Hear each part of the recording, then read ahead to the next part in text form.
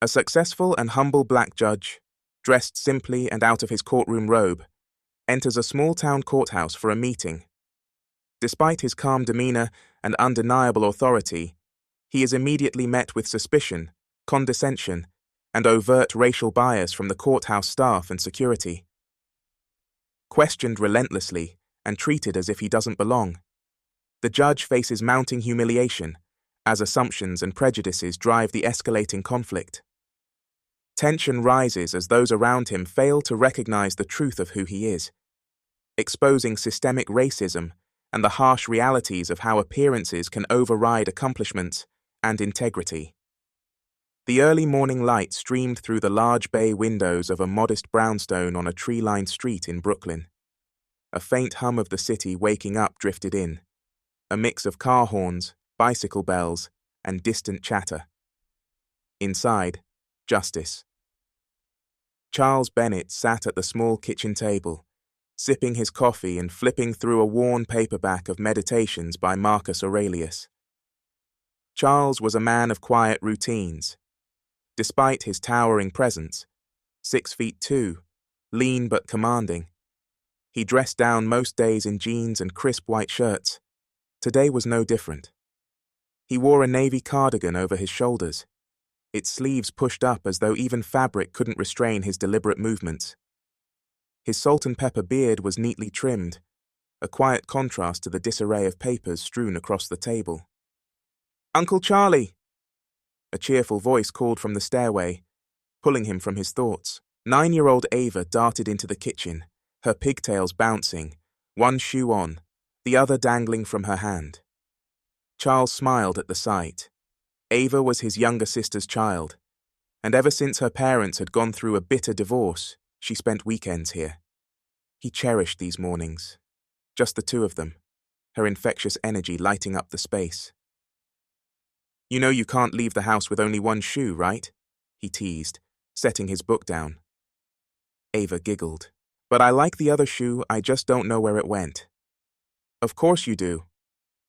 Charles shook his head with a smile, rising from the table. His 6-foot frame seemed to fill the kitchen, yet he moved with the kind of measured grace that suggested he was accustomed to walking through tight, uncomfortable spaces. He found the missing shoe under the couch. As Charles crouched down, Ava watched him with curious eyes. "Are you going to work like that?"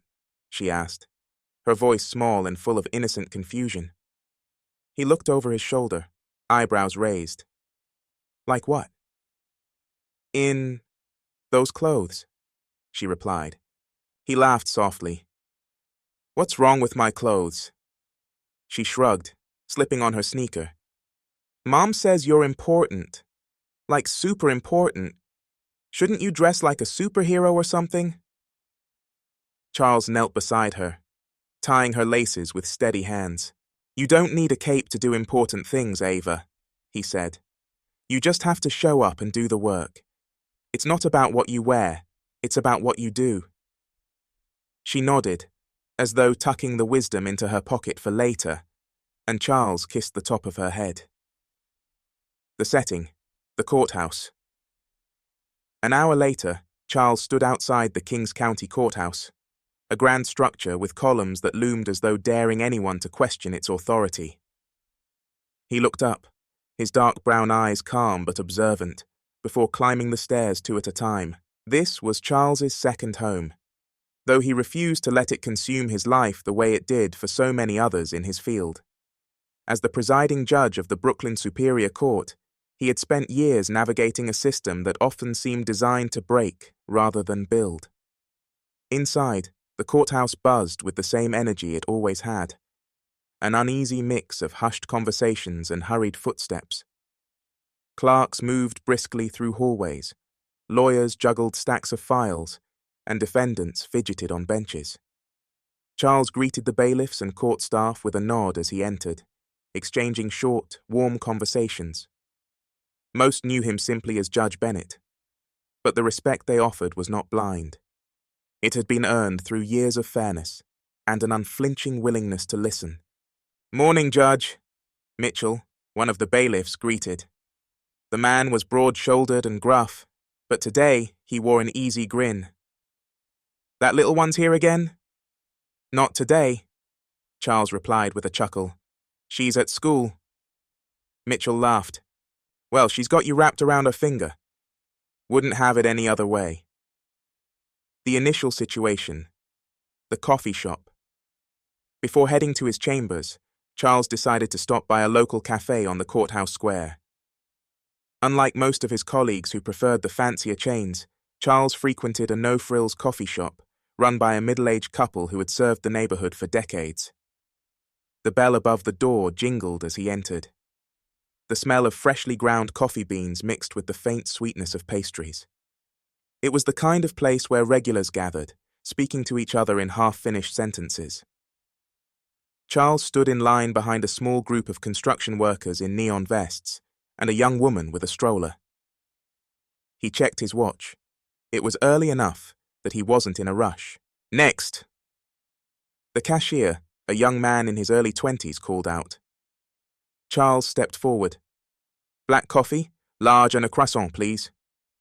The cashier glanced at him briefly, but didn't acknowledge his order right away. Instead, he frowned at Charles's cardigan and jeans, as though trying to decide whether he could afford the coffee he'd just requested. "That'll be $6, the cashier finally said, his tone sharp. Charles handed over a $10 bill without blinking. The cashier muttered, "Hang on," before turning away to pour the coffee. Charles waited patiently, hands folded. Out of the corner of his eye, he noticed two other patrons, a pair of young lawyers in tailored suits, sizing him up, whispering to each other. "Lost tourist," one of them joked under his breath, though loud enough for Charles to hear.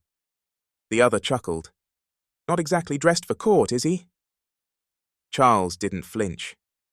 Years of practice had taught him that some battles weren't worth fighting. He turned his attention back to the cashier, who had placed his coffee and croissant on the counter without another word. "Thank you," Charles said evenly, slipping a few coins into the tip jar. As he turned to leave, a commotion at the doorway made him pause. A teenage boy, no older than 16, was being held by the arm by an older man in a suit, likely the shop manager. "You can't just loiter in here," the man said, his voice dripping with disdain. "Move along." The boy tried to pull away, his face flushed with embarrassment. "I'm waiting for my sister. She's getting me something." "I don't care," the manager snapped. "Out." The room grew quiet. Charles watched the boy's eyes dart around, landing on the cashier who only looked down, avoiding the scene. Charles exhaled slowly, placing his coffee on a nearby table. He stepped forward, his tone measured but firm. "Is there a problem here?" The manager turned sharply, startled by the voice he took in Charles's casual clothes, the worn cardigan, and his neutral expression, and seemed to dismiss him immediately. "This is none of your concern," the manager said curtly. "This boy doesn't belong here."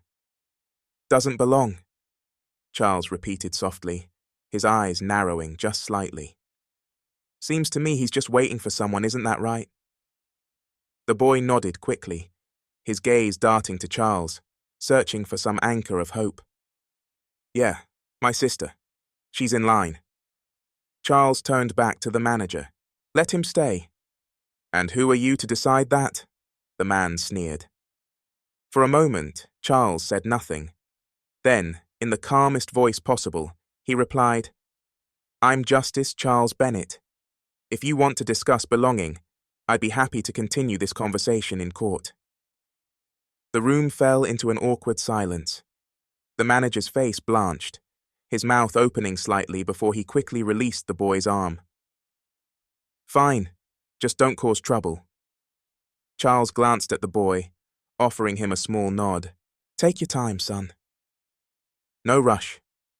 The boy muttered a quiet thank you before retreating to the corner, his shoulders still tense. Charles picked up his coffee and croissant and left the cafe without another word, the bell above the door jingling again as he stepped into the cool morning air. The conflict was small, seemingly inconsequential, but Charles knew better. It was a symptom, a small fracture in a much larger system. And today, it had just begun to crack. Justice Charles Bennett walked up the marble steps of the courthouse with a quiet confidence. Though dressed down in casual clothes that morning, his movements carried the weight of someone accustomed to power. Not the kind that intimidates, but the kind that commands respect without needing to ask for it. The memory of the coffee shop lingered in his mind. The casual disregard, the assumption that a boy waiting in the corner couldn't possibly belong, still rubbed against him like sandpaper. It was a small incident, but to Charles, it was never just a small incident. Moments like these accumulated over time, leaving their invisible scars on the people who endured them.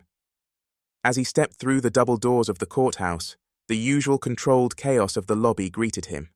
Lawyers huddled over last-minute notes, defendants anxiously fiddling with their ties, clerks carrying stacks of files like fortresses between their arms. Charles made his way toward the hallway that led to his chambers, nodding at a few familiar faces. "Morning, Judge Bennett," Mitchell, the bailiff, called as he passed. "Morning," Charles replied, his baritone calm and steady. The incident in the lobby. "Excuse me, sir, you can't go back there." The voice came from behind him, sharp and clipped. Charles stopped mid-stride and turned, his brow lifting slightly. Standing a few feet away was a young security officer he didn't recognize, a fresh face, probably hired recently. The officer's posture was stiff, his hand hovering near the walkie-talkie clipped to his belt. Charles glanced around the lobby. A few heads turned in his direction, lingering just long enough to catch the scene unfolding.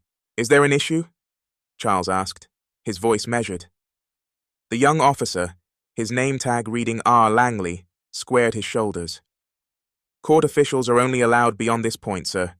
You'll need to check in at the main desk." Charles tilted his head, surprised but unsurprised at the same time. "I'm Justice Bennett," he said evenly, his words deliberate. "I believe I have access to my own chambers."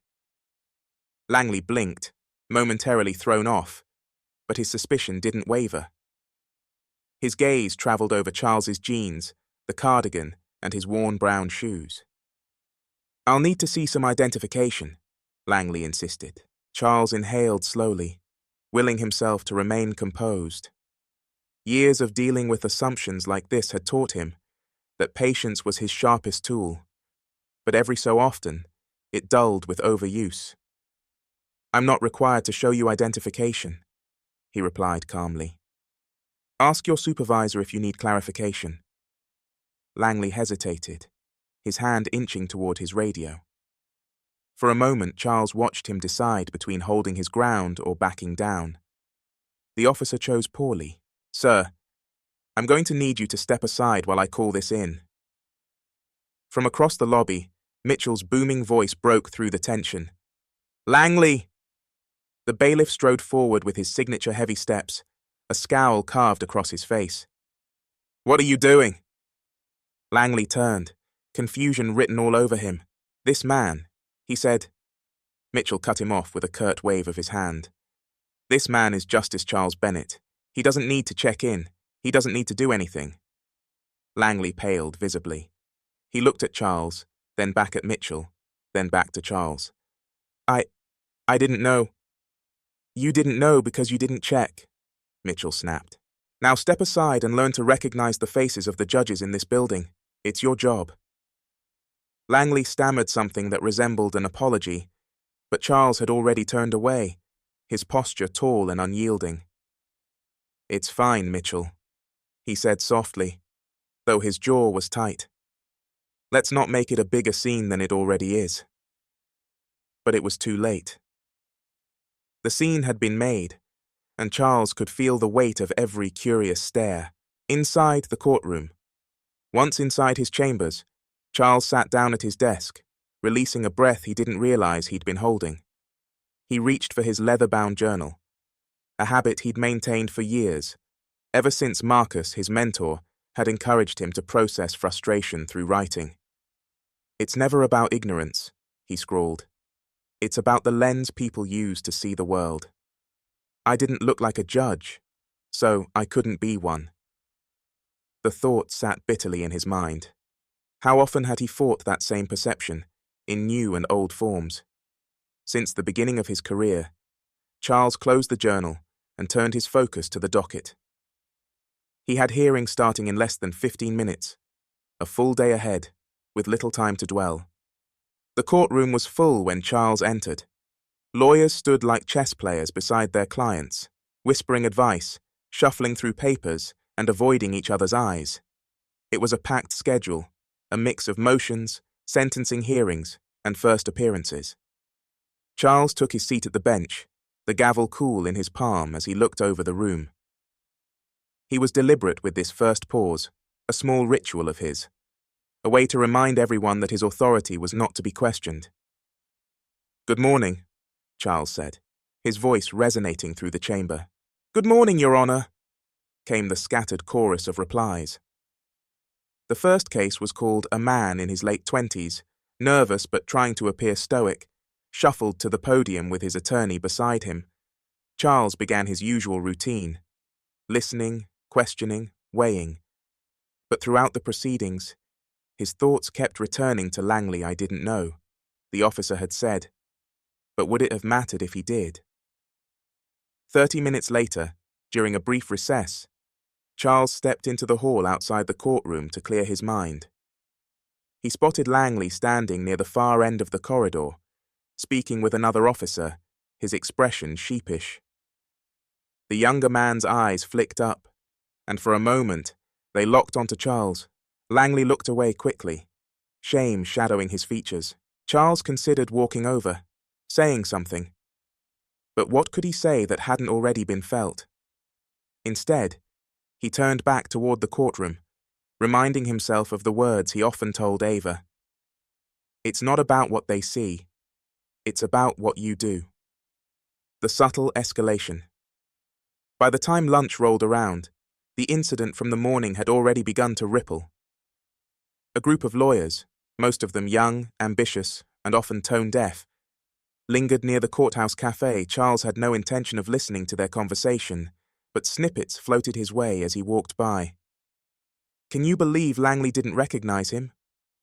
Well, it's not like he looks like a judge. Charles's steps faltered for a half-second, but he kept moving. "Yeah," another voice added, this one lower. "Some people just dress like they're trying to prove a point." He didn't turn back, though he felt the words settle under his skin like cold iron. The casual nature of it, so flippant, so unthinking, stung worse than any insult shouted outright. Charles returned to his chambers, his calm exterior carefully reassembled. He opened his journal again. Bias rarely enters the room loudly. It comes quietly, in whispers and glances, and it steals dignity, like a thief in the night. Chattertal struggle. Charles sat at his desk, his hands steepled in front of him. The system he worked so hard to uphold wasn't broken just by overt corruption. It was broken by the cracks no one wanted to see. The small ways people like Langley made assumptions. The careless way lawyers joked about who gets to look like authority. This wasn't new, it wasn't even surprising. But today, for reasons Charles couldn't quite explain, it weighed heavier than usual. He thought of his young nephew, Elijah, who looked up to him like he was a superhero. How would he explain what happened today? How would he tell him that sometimes, no matter how high you climb, you still have to prove you belong? The thought made Charles's chest tighten. "Everything all right, Judge?" Charles looked up. Mitchell stood in the doorway, his expression soft with concern. "I'm fine," Charles replied after a beat. "Thank you, Mitchell." But as he returned his gaze to the courthouse docket, his hand tightened just slightly around his pen. Closing note, building toward the turning point. The day was far from over, and Charles knew that the morning's incident wasn't behind him yet. It would resurface, in the form of whispers, assumptions, or quiet judgment. The question wasn't whether he could withstand it. He'd done so for years. The question was when and how he would finally push back. The storm was brewing, and Charles Bennett knew he couldn't stand calm in the eye of it forever. The courthouse was quieter than usual by mid-afternoon. Charles Bennett's chambers, however, buzzed with tension he couldn't shake. He sat at his desk, fingers tapping an absent rhythm against a legal pad. Outside his window, the Chicago skyline stood resolute, unwavering against the encroaching grey clouds. The morning's incident with Officer Langley and the careless chatter among lawyers hadn't left him. It lingered, like smoke in the air, stinging his lungs even as he tried to move on. A knock at the door broke his focus. Mitchell, his ever-steady bailiff, peeked in. "Judge, there's someone here to see you." Charles glanced at his clock.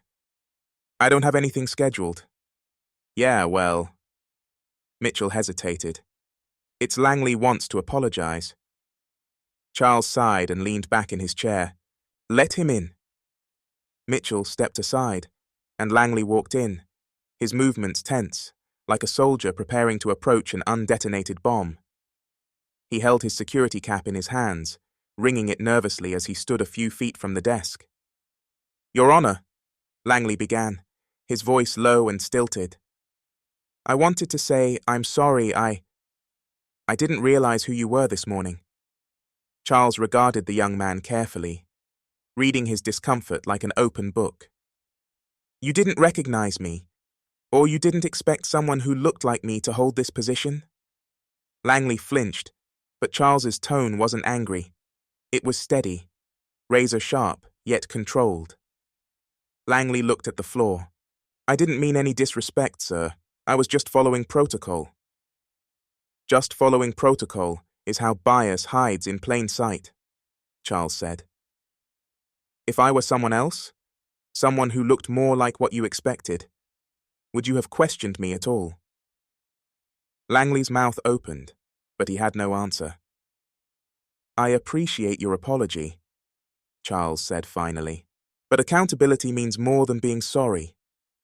Next time, check your assumptions before you act. Dismissed."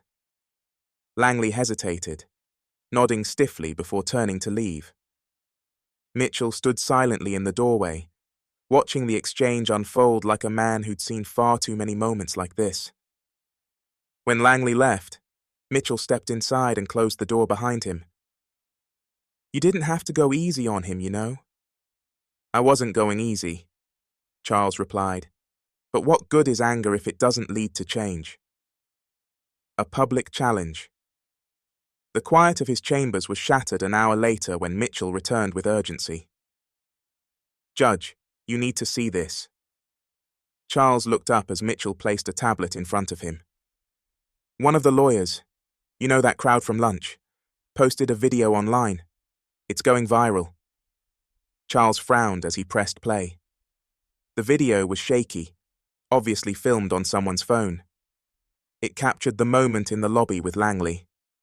Charles's calm voice explaining himself, the officer's insistent demands, and the muffled voices of onlookers questioning whether he really belonged there. But it was the captions and comments beneath the video that hit harder than the footage itself. "Is this what a judge looks like? Doubt it. Guy's just trying to bluff his way through security. If you don't act like a judge, don't expect to be treated like one." Charles set the tablet down slowly, his face unreadable. Mitchell exhaled sharply. "This is a mess, Judge. I don't know who leaked it, but the comments are bad. People are making all kinds of assumptions." "And assumptions are more powerful than facts," Charles murmured, his voice low. He felt his pulse quicken, not from anger, but from the raw, familiar frustration that came when his identity was reduced to a question mark. "What are we going to do?" Mitchell asked. Charles stood, straightening his posture. "I'm going to court." "Now it's recess, Judge." "Mitchell," Charles interrupted, his voice calm but firm. "If I back down now, I let their assumptions win." The courtroom erupts. When Charles re-entered the courtroom, whispers rippled through the space like an undercurrent of tension.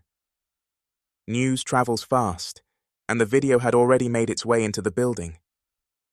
Lawyers glanced at him with thinly veiled curiosity. their murmurs carrying judgment disguised as idle gossip. Charles took his seat, gavel in hand, ignoring the weight of their stares. Court is now in session. The first case proceeded without issue, but as the second began, a sentencing hearing involving a young black man, something snapped in the air. The defense attorney, an older white man named Harold Byers, addressed Charles with a tone that was just a shade too casual. "Your Honor, I'd like to request leniency for my client. After all, we don't want to misjudge anyone here, do we?" A thin smile tugged at Byers's lips, as though he found his words amusing. A few lawyers snickered quietly behind him, but Charles's expression didn't change. The young defendant glanced nervously at his attorney, clearly sensing the tension. "Excuse me?" Charles said, his voice cutting through the room like steel. Byers's smile faltered, though his tone remained smooth. "I'm only saying we should take care not to make assumptions. It's been a theme today, hasn't it?" The courtroom fell deathly silent. The remark landed heavily, the subtle jab obvious to everyone. Charles set his gavel down slowly, locking eyes with Byers. "Mr. Byers," he said evenly, "you would do well to remember that this is a courtroom, not a playground for your petty insinuations." Byers shifted on his feet, clearly uncomfortable but unwilling to back down. "I meant no offense, Your Honor. I was simply—" "You were simply out of line," Charles interrupted. "And if you continue to undermine the dignity of this court, I will hold you in contempt. Do I make myself clear?" "Yes, Your Honor," Byers replied quickly, his face flushing. Charles turned his attention to the defendant, who sat wide-eyed and stunned at the unfolding confrontation. Charles softened his tone, directing it at the young man. "You're not on trial for other people's expectations. I'll judge this case on the facts presented. Nothing more." The defendant nodded slowly, seeming to draw strength from the judge's words. Charles's gaze lingered on him for a moment longer before he turned back to the case files. But the tension had been set. Whispers grew louder the moment recess was called. As Charles exited the courtroom, he could feel the eyes on his back, some curious, some skeptical, some outright hostile. The boiling point. Back in his chambers, Mitchell paced furiously while Charles leaned against his desk. "That lawyer was way out of line," Mitchell growled. "You want me to file a formal complaint?" "No," Charles said, though the muscle in his jaw twitched. "A complaint wouldn't change a thing. This is bigger than one man's ignorance." Mitchell stopped pacing. "So what, you're just gonna let this slide?" "No," Charles said quietly. "I'm not." The words hung heavy in the air. Charles sat down, steepling his hands, as he thought every inch of him wanted to push back, to take control of the narrative that had already begun spiraling. But he knew better than to act in haste. This wasn't about him. It was about what his silence, or his actions, would represent. Mitchell studied him for a long moment before speaking. "You've got that look, Judge. The one that means you've got a plan." Charles met his gaze. "Tomorrow morning I'm going to hold a hearing. And this time, everyone's going to hear what needs to be said." Mitchell's brow furrowed. A hearing on what? Charles's eyes narrowed, his voice low but resolute. Bias and accountability. Cliffhanger. Outside the courthouse, the storm clouds had darkened, the first rumbles of thunder rolling in the distance. Inside, Charles Bennett sat at his desk, pen in hand as he prepared his statement. Tomorrow would not be a normal day. Tomorrow, he would confront the system that allowed doubt and bias to fester unchecked. But what he couldn't see, what he didn't know, was that forces were already aligning to fight back against him. Forces that would stop at nothing to silence his voice before it could echo too far. The courthouse was abuzz the following morning, the air heavy with an electric unease. Lawyers whispered in corners. Reporters hovered near entrances, and the faint hum of tension seemed to vibrate against the cold marble floors. Charles Bennett could feel it, even before he entered the building. It was the quiet before a storm. Mitchell greeted him at the doors, an anxious crease in his brow. "Judge, it's a circus out there. Reporters, cameras, the works." Charles adjusted his tie, his expression impassive. Let them watch. As they walked toward his chambers, Charles's steady demeanor masked the storm brewing inside him. He'd been through countless trials, some more perilous than others. But this was different. The court wasn't the only arena today. The battle for respect and truth had spilled out into the public, and Charles Bennett was in its center. Whispers and accusations. By the time Charles entered the courtroom, it was packed beyond capacity. Lawyers, clerks, defendants, and court staff sat shoulder to shoulder. Reporters scribbled frantically, eyes darting between Charles and the murmuring gallery. He could feel the weight of their scrutiny as he took his seat at the bench. "All rise," Mitchell called out, his voice firm but lacking its usual authority. The room stood Charles, allowed a brief pause before speaking. "Please be seated." The creak of wood and shuffle of feet was the only sound for several moments. Charles surveyed the room, taking stock of familiar faces and unfamiliar judgments. His gaze lingered on Harold Byers, the smirking defense attorney from the day before Byers sat at the counsel table with his client, his expression just as smug as it had been in their earlier confrontation. Beside him sat Langley, the officer whose actions had sparked the viral video. Both men avoided his gaze, though Charles could see their postures, stiff, defensive, as if they were bracing for what was to come. Before Charles could begin, a lawyer from the back row rose to his feet. "Your Honor, before we proceed, I'd like to address the elephant in the room." A ripple of murmurs followed the interruption. Mitchell stiffened beside him. Charles raised a hand, silencing the noise. "Go on, Mr. Darby," Charles said, his voice measured. The lawyer adjusted his suit jacket. "Respectfully, Your Honor, given the circumstances, many of us are questioning whether you can maintain impartiality in these proceedings." Charles arched a brow. "And what circumstances would those be, Mr. Darby?" Darby didn't flinch, though his voice trembled slightly. "The video, Your Honor. It's everywhere. The incident yesterday in the lobby, it's a distraction, and it raises concerns about your ability to separate personal matters from your judicial duties." The air in the courtroom grew thick. The murmurs swelled, punctuated by the scratching of reporters' pens and the rapid clicks of cameras. Charles regarded Darby for a long moment, his expression unreadable. Finally, he spoke, his voice calm but carrying an edge that silenced the room. "Mr. Darby, are you questioning my ability to perform my duties because of a video, or because of what I look like in that video?" Darby's face reddened, but Charles didn't give him time to respond. "I've spent my life upholding the law," Charles continued. "I've earned my seat on this bench through decades of hard work, discipline, and sacrifice. If you think for 1 second that I will allow assumptions, biases, or personal slights to dictate my decisions, you are sorely mistaken." The tension in the room crackled like static electricity. Darby sat down quickly, avoiding further confrontation. A calculated escalation. The hearing moved forward, but the undercurrent of hostility remained. It was clear that some in the room, lawyers like Byers and officers like Langley, were hoping Charles would falter. Every word he spoke, every ruling he issued was dissected and scrutinized as though they were waiting for him to stumble. At recess, Charles retreated to his chambers. Mitchell was waiting, arms crossed, frustration written plainly across his face. "Darby and Byers are just waiting to pounce," Mitchell said. "They're trying to bait you." "I know," Charles replied evenly, loosening his tie, "and I won't give them what they want."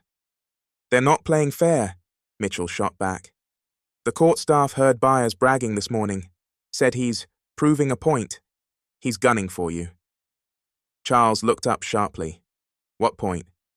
Mitchell hesitated, That you don't belong here. The words landed like a gut punch. Charles's expression hardened. He straightened his shoulders and looked Mitchell square in the eye. Let him try. The courtroom showdown. The afternoon hearing was a sentencing. Byers was representing a client, a privileged white man convicted of fraud, and his strategy was clear from the moment he stood to argue for leniency. Your Honor, Byers began, a practiced air of humility in his tone. My client deeply regrets his actions. He is a family man, a taxpayer, and a respected member of his community. I'd ask the court to show him the mercy he deserves. Charles listened impassively, but he could feel Byers's words being directed as much at him as they were at the case. People make mistakes, Byers continued. We shouldn't condemn a man's entire future based on a single misstep. I trust, Your Honor, that you'll consider the full picture. Charles felt the heat of the room's attention on him. Byers's insinuation hung in the air, an unspoken challenge, daring him to prove his impartiality in a way that Byers believed would benefit his client. Charles's voice, when it came, was quiet but forceful. Mr. Byers, are you suggesting that this court has a history of being overly harsh? Byers blinked, his confidence faltering for the first time. No, Your Honor, I simply meant, because if I were to take your words at face value, it would seem you're implying that justice should be flexible, selective even, based on a person's background.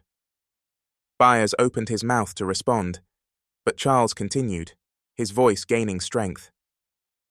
This court does not grant leniency based on privilege, nor does it issue harsher sentences based on prejudice. The law applies equally, Mr. Byers, whether you choose to accept that or not. The gallery was silent. Byers sat down abruptly. His smugness evaporated. Charles turned his attention to the defendant, delivering his sentence with calm precision. When he was finished, he looked up to see Byers's face pale, his jaw tight, with barely concealed anger. The breaking point. As Charles exited the courtroom later that day, the whispers returned, louder than before. Cameras flashed, reporters shouted questions, and Charles's composure remained unshaken. Mitchell flanked him, his face dark with frustration. They're going to twist this, Judge, Mitchell muttered. You know they will. Let them, Charles replied quietly. A familiar voice interrupted them. Judge Bennett! Charles turned to see Harold Byers standing near the hallway's end, his arms crossed and a mocking smile on his face. Quite the performance today, Byers said, loud enough for others to hear. You sure you're not letting yesterday's misunderstanding color your judgment? Mitchell tensed beside Charles, but Charles simply looked at Byers, his expression unflinching. Careful, Mr. Byers, Charles said, his voice low and sharp. You're skating on thin ice. Byers smirked. Just making sure we're all on the same page, Judge. Charles said nothing more. He turned and walked away, the weight of Byers's words clinging to him like smoke. As he reached his chambers, Mitchell leaned in close. He's trying to push you over the edge. What are you going to do? Charles stopped at his office door, his eyes focused on the horizon beyond the window. I'm going to remind them who I am. Cliffhanger. As Charles sat at his desk that evening, he received an anonymous email with the subject line, You don't belong here.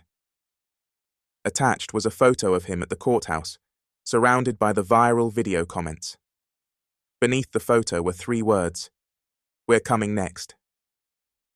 The storm had arrived. The email replayed in Charles's mind, its chilling words like embers smoldering at the edges of his calm exterior. You don't belong here. We're coming next. He sat at his desk late into the night, his office illuminated only by the soft glow of his laptop screen. The photo attached, a still of him exiting the courtroom, surrounded by the cacophony of reporters and cameras, had been cropped and twisted, the comments below littered with hateful words and veiled threats. Charles inhaled deeply, fingers steepled as he considered his next move. He had been pushed before, questioned, doubted, undermined. But this was different. This was an attempt to drive him out, to shake him at his core. And it wasn't just him who was at risk. He thought of the young law clerks who watched him, hoping to see proof that the system they aspired to serve was just. He thought of Mitchell, who had always believed in him, and of every black lawyer and judge who had dared to rise against a wall that wasn't supposed to crack. This wasn't just about him anymore. It never had been. The confrontation. The next morning, Charles stood before the mirror in his chambers, adjusting his tie with steady hands. His reflection stared back, calm and resolute, but the undercurrent of anticipation thudded in his chest like a drumbeat. "Judge Bennett?" Mitchell's voice called softly from outside the door. "Come in." Mitchell entered, his face drawn and lined with worry. "You ready for this?" "As ready as I've ever been." "Byers is waiting in the courtroom and Langley's being called to testify," Mitchell said, his voice lowering. "I don't trust him, Judge. Not one bit." "Neither do I," Charles replied firmly. "But we'll deal with him on our terms." Mitchell hesitated.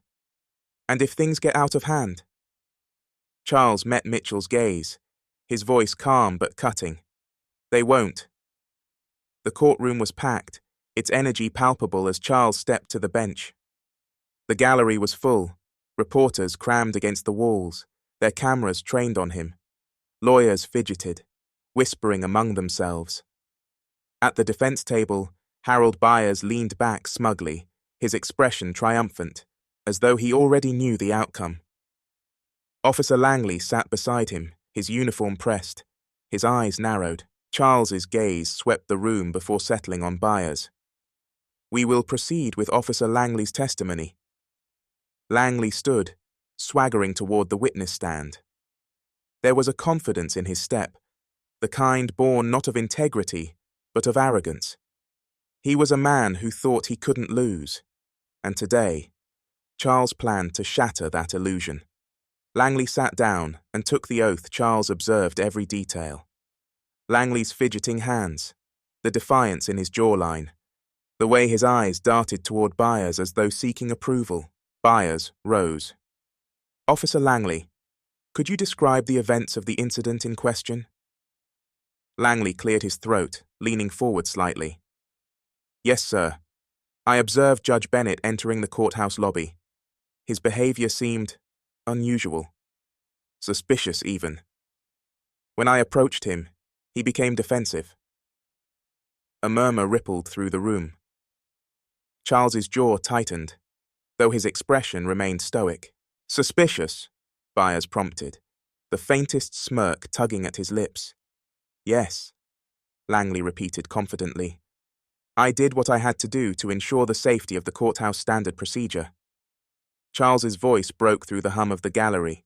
"Officer Langley, is it standard procedure to single out judges entering their own courthouse?" Langley turned toward him, eyes narrowing. "I wasn't singling you out, sir. I was doing my job." Charles's voice didn't rise, but the weight behind it grew heavier. "Then perhaps you'd like to explain to this court why you only approached me, a judge in plain professional attire, while others passed freely without question." Byers stood abruptly. "Objection, Your Honor. This line of questioning isn't relevant." Charles fixed him with an icy stare. "Overruled. You opened this door, Mr. Byers. I intend to walk through it." Byers sat down, his face red with frustration. Langley shifted uneasily in the witness chair. Charles turned back to him. "Officer Langley, did you recognize me that day?" Langley faltered. "No, sir."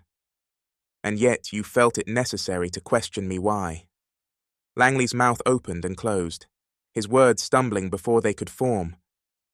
Charles leaned forward slightly, his tone sharp but controlled. "Was it because I didn't look like the other judges you're used to seeing? Was it because I didn't fit your assumptions about who belongs in this courthouse?" Langley flushed, his gaze darting toward Byers again. "Answer the question, officer," Charles pressed, his voice echoing across the room. Langley swallowed hard, his bravado slipping. I didn't mean it that way. Charles straightened, his voice steady. That's the problem, Officer Langley. People like you rarely do. A heavy silence fell over the room. Langley's shoulders slumped slightly as the weight of Charles's words settled on him. Byers looked furious, but Charles wasn't finished.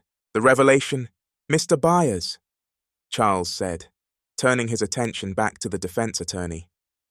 Earlier this week, you told a colleague that you were proving a point. What did you mean by that? Byers froze, clearly caught off guard. Your Honor, that's irrelevant. Charles's voice cut through the room. You have made it your mission to undermine me, Mr. Byers. You've taken an incident, one born of bias, and turned it into a spectacle to challenge my authority, to suggest that I don't deserve to sit on this bench. Byers opened his mouth, but Charles didn't let him speak. What you didn't count on, Mr. Byers, Charles continued, his voice rising, is that I've faced men like you my entire life, men who hide behind procedure and privilege, who disguise their prejudice as professionalism. You may doubt my right to be here, but this court does not serve you. It serves justice. The gallery erupted with murmurs as Byers's face paled. Langley shrank in his seat, his earlier arrogance replaced by shame. Charles scanned the room, letting the weight of his words settle. Unresolved, yet powerful. Charles leaned forward slightly, his hands resting on the bench as he addressed the entire courtroom. This case, and the events leading up to it, are not just about me. They are about a system that continues to question those of us who look different, who defy expectations, who refuse to apologize for occupying spaces we've earned. But let me make one thing clear.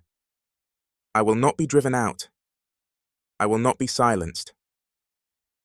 The room fell silent, the power of his words hanging in the air like a storm cloud. Charles held his ground, his gaze sweeping over Byers, Langley, and the rest of the room. Court is adjourned, he said finally, his gavel striking with a resounding crack. As Charles rose and exited the courtroom, the tension followed him out like a shadow. Reporters swarmed, their cameras flashing, their questions blending into an indecipherable buzz. Mitchell was at his side, his expression a mix of pride and disbelief. Judge, you didn't hold back, Mitchell said, his voice low. I wasn't supposed to, Charles replied, his voice calm but filled with resolve. As they pushed through the throng of people, Charles knew the battle wasn't over. There would be consequences, pushback, scrutiny, more attempts to break him down. But for the first time in days, he felt like he had struck back. The storm was far from over, but Charles Bennett was ready for it. The courtroom hummed with anticipation, a murmur of voices filling the cavernous space, as Charles Bennett stepped back into his chambers one last time before the showdown. Through the closed door, he could hear the subtle scrape of chairs, the hush of the crowd waiting for the final act of a spectacle no one could look away from. Mitchell appeared at the doorway, his face pale but set with determination. It's packed out there. Reporters, spectators, and a few of Byers's allies. You ready for this, Judge? Charles straightened his tie, his face stoic. I've been ready for this my whole life. He looked Mitchell in the eye, his voice carrying quiet steel. They think they've won because they made me step back, because they got me to doubt my place. That ends now. Mitchell nodded. Let's make them regret it. The courtroom tension. When Charles re-entered the courtroom, the energy shifted. He walked with deliberate purpose, his judicial robes flowing around him like armor. The gallery was full, rows of lawyers, journalists, and onlookers waiting for the hammer to drop. At the defense table, Harold Byers leaned back, a smug smirk etched across his face. Beside him sat Officer Langley, still feigning poise, though the faint twitch of his hands betrayed his nerves. They believed this was their moment of triumph, a public spectacle to finally diminish Charles Bennett, to paint him as overreaching, defensive, and out of control. Byers adjusted his cufflinks, his expression laced with false confidence. "Your Honor," he said smoothly as Charles took his seat, "I trust we can proceed with a focus on the facts.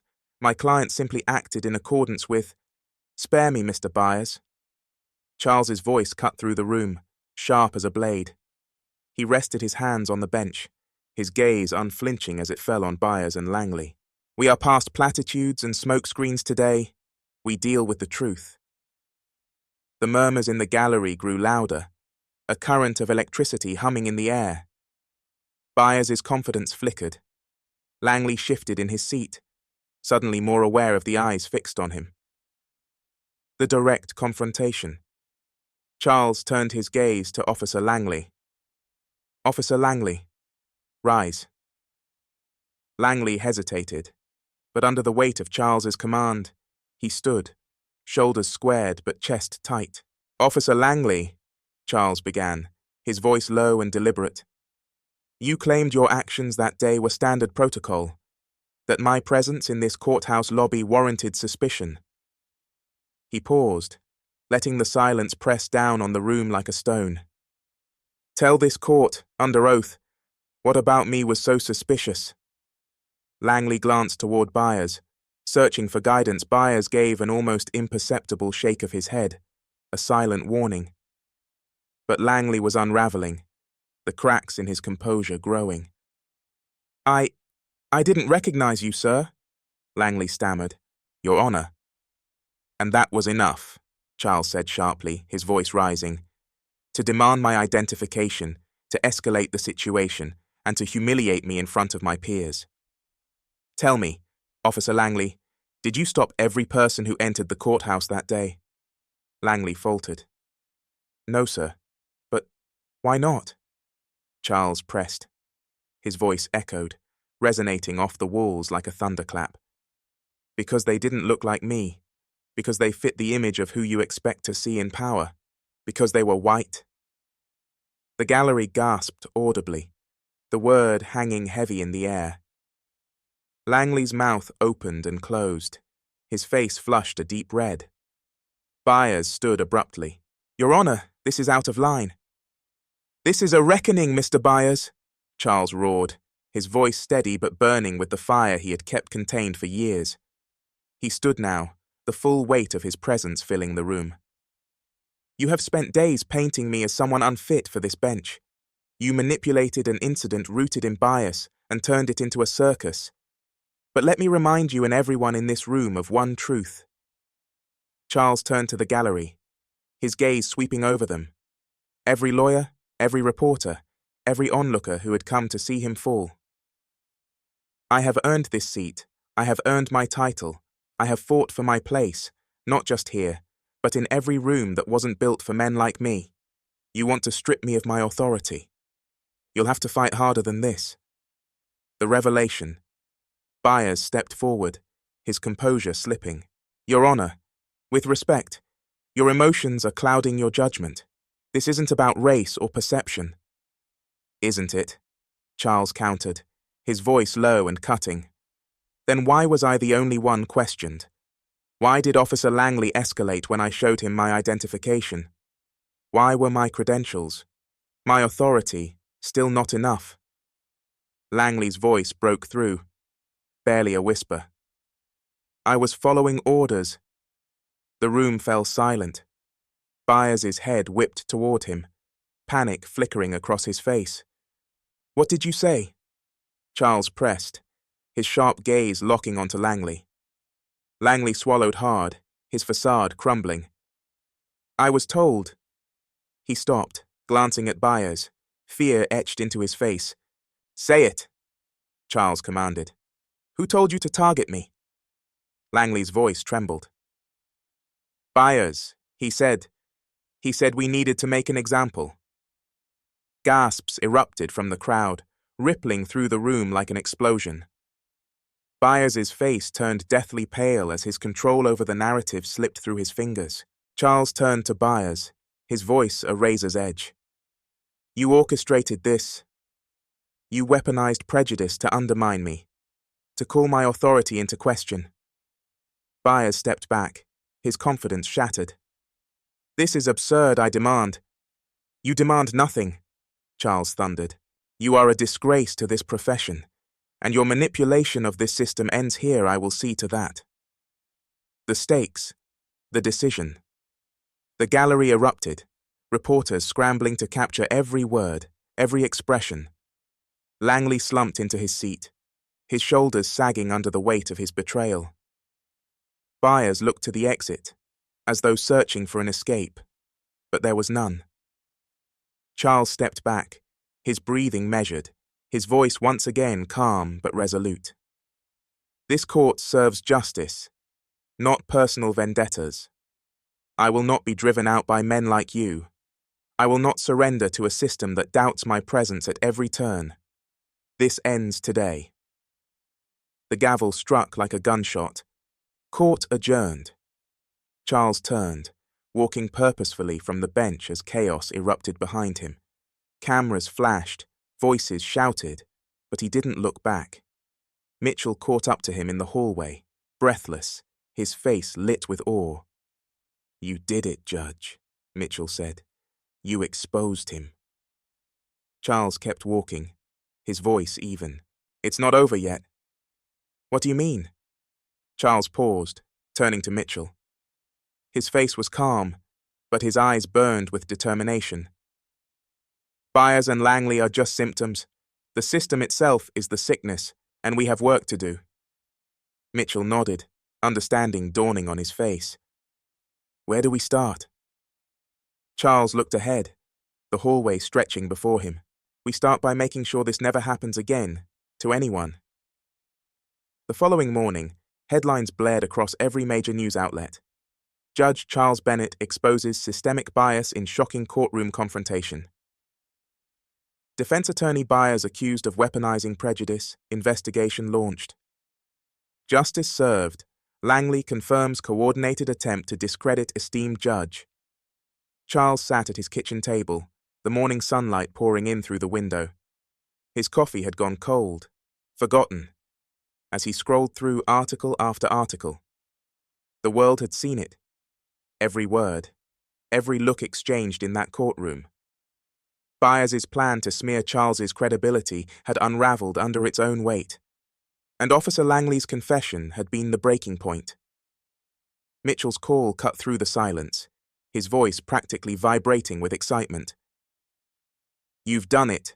Judge Byers is finished. The State Bar Association just launched an ethics investigation. Langley's on suspension pending a formal review. Charles exhaled, his shoulders relaxing for the first time in weeks. Good. That's a start. That's more than a start, Mitchell pressed. This is seismic. The whole system's talking about it. Bias in courtrooms, targeting judges, racial profiling in institutions. You forced them to look at the cracks. Charles's lips curled into a faint smile, though the weight of it all still pressed on him. The cracks have always been there, Mitchell. I just held up the mirror. The consequences.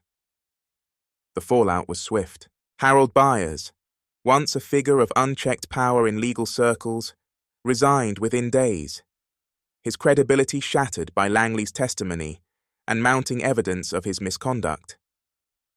The Bar Association began disciplinary hearings, while major firms distanced themselves from his toxic reputation. Officer Langley, too, faced a reckoning. His admission of Byers's orders and his own bias led to public outrage. Langley became a symbol of deeper systemic flaws. His career unraveling as the department scrambled to save face, a task force was announced to investigate departmental procedures and racial bias in officer conduct. On the news, analysts dissected the courtroom drama for days. Civil rights leaders praised Charles's courage, while others debated the deeper implications of what had happened. The ripple effect was undeniable. For Charles, the calls flooded in. Media outlets seeking interviews, advocacy groups asking him to speak, young black lawyers and judges reaching out to thank him for standing firm. Charles's growth. Despite the victory, Charles knew the work was far from over. Sitting alone in his chambers days later, he let his mind wander back to the confrontation, to the weight of those moments. There had been anger, yes, righteous and justified, but beneath that was something more profound: clarity. He thought of his father, a man who had worked until his hands bled, believing that quiet perseverance would bring respect. "Keep your head down, Charles," he used to say. "Don't give them a reason to doubt you." Charles had spent a lifetime proving himself, rising through the ranks, earning his place with sheer force of will. But this experience taught him something his father had never believed possible. Sometimes you have to fight for your dignity out loud. That realization shifted something deep inside him. He'd spent so long avoiding confrontation, fearing that his anger would become the very weapon others used against him. But now he understood. His voice was his power. His presence was defiance. A soft knock at the door pulled him from his thoughts. It was Mitchell, holding a folder and smiling faintly. "Press wants another statement," Mitchell said. "But the real news is this." He handed over the folder. Inside were signatures, a petition signed by dozens of lawyers, judges, and staff members, calling for mandatory bias training across the state's judicial system. Charles's brow lifted. "What's this?" "It's momentum," Mitchell said. "Your stand woke people up. They're ready to change things. You led the way, Judge." Charles flipped through the pages, his chest tightening with a mix of pride and responsibility. "It's a step," he said quietly. "A long road ahead, but it's a step." The impact weeks. Later, Charles stood at the front of a crowded hall, his silhouette framed against a backdrop of dignitaries, law students, and young lawyers. The room buzzed with anticipation as he stepped up to the podium. "Thank you for having me," he began, his voice steady, resonant. "My name is Charles Bennett, and I am a judge. But long before that, I was a black boy sitting in classrooms where no one expected much of me. I grew up in neighborhoods where dignity was something you had to earn, and respect something you were rarely given. I spent my life chasing justice, believing that if I worked twice as hard, I could change the system from the inside." He paused, scanning the faces before him, young and old, hopeful and wary. Then, a few weeks ago, I was reminded of something critical. The systems we trust are not infallible. Bias does not disappear with titles or education, and silence, no matter how dignified, cannot fix what is broken. He placed his hands on the podium, his gaze sharpening. Justice isn't passive. It requires action, it requires courage, and it requires us, all of us, to stand firm when the world wants us to shrink. The room erupted into applause. The energy electric students lined up to shake his hand, their voices brimming with gratitude and awe. "You made me believe I could do this," one young man said, his eyes shining. "You showed me we belong here." Charles smiled, the weight on his chest lifting a little more. "You do belong here. Don't let anyone tell you otherwise." A personal victory. That evening, Charles returned home to a quiet house. The city lights twinkled outside his window as he sat on the couch, a glass of whiskey in his hand. His phone buzzed with messages, congratulations from friends, praise from colleagues, requests for interviews. But one message stood out. It was from a young law clerk he didn't recognize. "Thank you, Judge Bennett. You gave me the courage to stop hiding who I am. I promise I'll carry that forward." Charles stared at the screen, his vision blurring slightly. He thought of his father again, of the generations before him who had fought their battles in silence, unseen. "Your fight wasn't in vain," he whispered to the quiet room. The sound of keys jingling broke the silence. Moments later, his daughter Maya appeared in the doorway, dropping her bag with a smile. "You're up late." He chuckled softly, setting his glass down. "Big day." She plopped onto the couch beside him, resting her head on his shoulder. "I saw the speech. You were amazing, Dad." "Thanks, baby," he said, his voice low. Maya looked up at him, her face serious. You made history today. Do you know that? Charles smiled faintly, brushing a hand over her hair. History isn't made in one moment, Maya. It's built brick by brick, and we've still got work to do. She nodded, smiling softly. I'll help you build it. Looking ahead. The next morning, Charles sat in his chambers, sunlight spilling across the polished desk. Staring at the petition Mitchell had handed him, he reached for his pen and signed it with deliberate strokes. He picked up his phone, dialing a familiar number. Mitchell, he said, his voice clear and strong. Let's get started on the training initiative, and let's aim higher. I want a proposal for statewide judicial reform on my desk by the end of the month. Yes, Judge, we'll make it happen. As he hung up, Charles leaned back in his chair, a rare smile spreading across his face. The work ahead would be hard, and the road would be long. But for the first time in a long while, he felt hopeful. This fight wasn't just about him anymore. It was about something bigger, about paving the way for those who came next. And he would keep fighting until the cracks in the system became impossible to ignore. The morning sun streamed through the windows of Judge Charles Bennett's chambers, casting golden rays across the polished mahogany desk.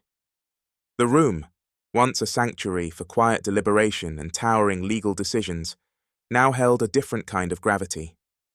It wasn't just the place where laws were upheld, it was where change had begun. Charles sat at the desk, the faint hum of traffic beyond the courthouse windows, a reminder of life pressing on outside. Stacks of petitions and letters covered the surface, filled with signatures, calls to action, and voices demanding change. He held one of them now, written by a law student he'd never met, its words striking a deep chord within him. Because of you, I believe I can stand tall in a world that too often wants me to shrink. Thank you for showing me what's possible. Charles set the letter down, his fingers lingering on the paper as he thought of the journey that had brought him here. Not just the recent ordeal, but every obstacle he'd overcome since childhood. The whispers in classrooms, the assumptions from peers, the unspoken rule that he'd have to work twice as hard for half the recognition. For years, he'd carried those burdens quietly, believing that stoicism was the only path to respect. He thought of his father's words again. Keep your head down, son. Just be better, and they'll have no choice but to see you. But this experience had taught him something more valuable than silence. Being seen was not enough. You had to demand to be heard. Growth through fire. The confrontation with Harold Byers and Officer Langley had changed Charles, though not in ways visible to the world. The changes were internal, woven into his very being, a shift in how he viewed himself and his role in the system. For so long, he had believed that holding his position was proof of victory. Rising to the top of the judiciary, a black man in a seat of power, was an act of defiance in itself. But power, he realized, wasn't about titles. It was about using his voice to fight for those who still faced closed doors, for those judged before they even spoke. The weight of the courtroom confrontation still lingered in his bones, the anger, the humiliation, the disbelief. But more than that, he remembered the moment he chose to speak, the moment he turned the tables on Byers and exposed the rot for all to see. That was the moment Charles understood something undeniable. The truth, no matter how painful, was a weapon, and wielded correctly, it could dismantle even the most fortified systems of bias and corruption, systemic change and its ripples. News of the courtroom drama had ignited something far beyond Charles's chambers. The video of Langley's confession spread like wildfire, drawing national attention. Protesters had gathered outside courthouses, holding signs that read, "Respect isn't optional. Bias has no place in justice." Bennett stood up now. It's our turn. Charles watched news reports from his office, listening as commentators dissected not just the incident, but what it represented for years. Discussions of systemic bias, had been dismissed as overblown or anecdotal. But now, the conversation was unavoidable. An investigative task force was formed to root out biases in legal proceedings. Mandatory racial bias training for officers, lawyers, and judges was being proposed statewide, a direct result of the momentum Charles had sparked. The justice system, Charles knew, wouldn't be fixed overnight. The roots of its inequities were deep, tangled in history and power. But small cracks had begun to show. And from cracks, light could shine through. A personal reflection. Late one evening, Charles found himself back at his modest home, sitting on the front porch with a cup of tea. The air was cool, the stars vivid against the night sky. Maya sat beside him, her head resting lightly on his shoulder. "I watched the news again," she murmured. "They were talking about you." Charles smiled faintly. "Good things, I hope." "Mostly," she replied, then paused. "But some people still don't get it. They don't understand why it matters." He nodded, his gaze fixed on the horizon. "They might never understand, Maya.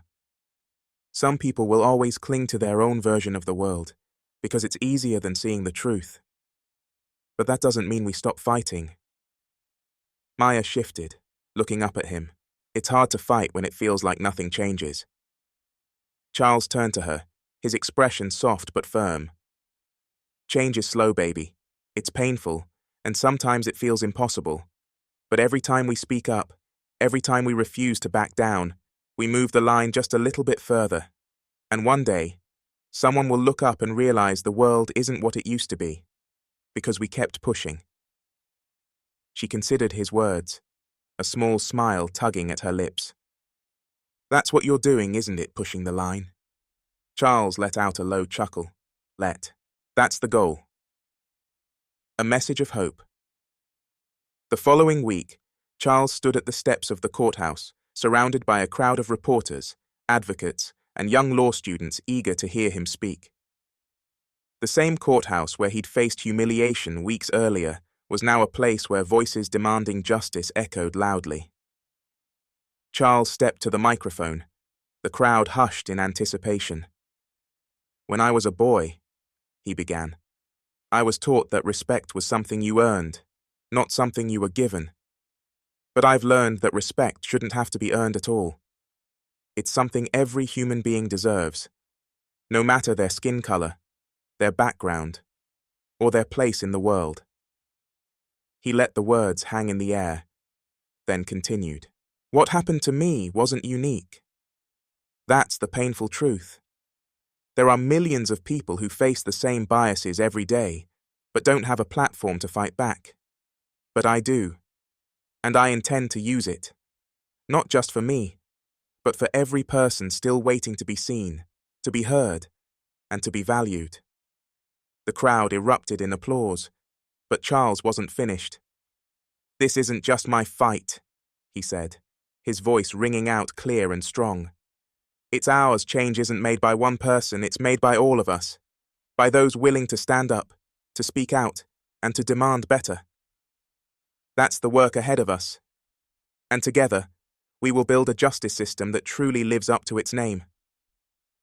As he stepped back, the crowd's applause swelled, filling the air with a sense of hope and purpose. Moving forward. That night, Charles sat at his desk, surrounded by letters of support and gratitude.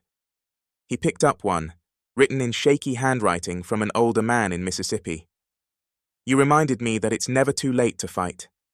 Thank you for giving me hope again." Charles set the letter down, his heart full. The journey had been painful, but it wasn't in vain. He thought of Maya, of Mitchell, of the young lawyers watching him as proof that change was possible. For the first time in a long while, Charles felt at peace. The fight would go on. He would make sure of that. But tonight, as he sat in the quiet of his home, he knew one thing for certain. The world was beginning to change, and he wouldn't stop pushing until it did. Closing thought. Change begins when one person refuses to be silent. It grows when others stand beside them, and it succeeds when we all carry the fight forward.